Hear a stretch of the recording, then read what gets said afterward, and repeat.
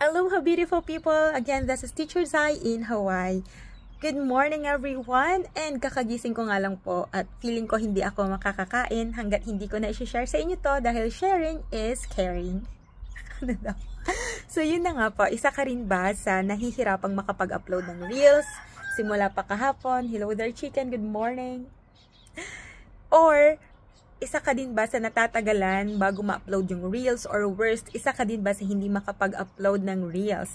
So, dahil share tayo ng na-experience, I just wanted to share with you kung ano yung ginawa ko, kung paano ako nakapag-upload ng Reels ulit. So, first is, I tried to restart my phone and then sinubukan ko ulit mag-upload ng Reels. And dahil ayaw gumana, ang ginawa ko po talaga na talagang gumana, is in-install ko yung Facebook app ko. Pero before you do that, make sure na alam mo pa kung ano yung username and password mo. And then install mo ulit. Tapos you try to log in again and then try to upload your Reels. And voila! Makakapag-upload ka agad ng mabilis lang gaya ng dati.